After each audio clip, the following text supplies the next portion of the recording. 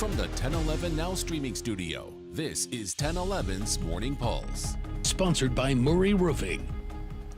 Good morning and happy game day. This is Craig Allison with your Morning Pulse for Thursday, August 28th. Our first story this morning, more on the new ICE detention facility taking over the work ethic camp in McCook. A new letter from Senator Megan Hunt includes 13 senators demanding Governor Jim Pillen host a public hearing to answer questions. In a social media post, the 4-page document describes the confusion state officials felt after the agreement was announced between Homeland Security and NDCS. They claim they didn't receive any prior notice about the agreement, and they're now questioning the authority of the governor to make this agreement and the impacts of both staff and inmates currently in NDCS.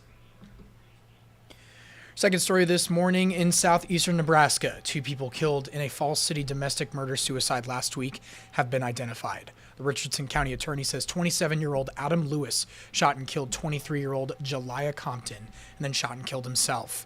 The two shared a child together, and Jeliah had been staying with a friend in Falls City around the time of the shooting.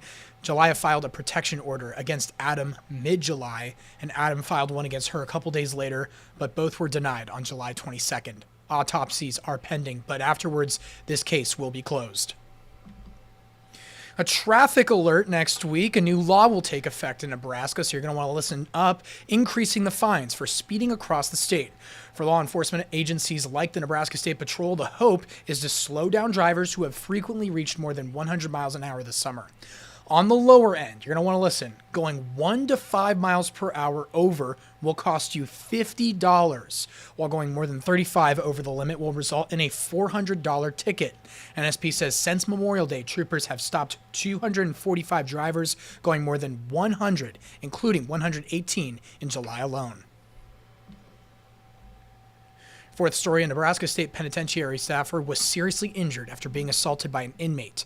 Prison officials say 2 inmates attacked the staff member on the yard. The staffer was taken to the hospital for a concussion, broken bones, and cuts to the face. An investigation is now underway and then will be turned over to the Lancaster County Attorney. And your final story, here it is. Husker Game Day is finally here. Tonight's game airs at 8 p.m. on ESPN from Arrowhead Stadium in Kansas City. 1011 will have live coverage from Arrowhead Stadium leading up to kickoff. Those of you heading to tonight's game, though, should plan ahead for parking and traffic delays. Parking must be purchased ahead of time before you arrive at the stadium's designated fan lots. You're also encouraged to arrive several hours before kickoff to avoid congestion, but it's important to know that parking lots don't open until 3:30. You can find all the information, including helpful timeline, on our website, 1011now.com, our apps, or on Roku. That is your Morning Pulse for this Thursday morning. We'll wrap things up with a look at your 7-day. Some rain chances this morning, but otherwise looking good.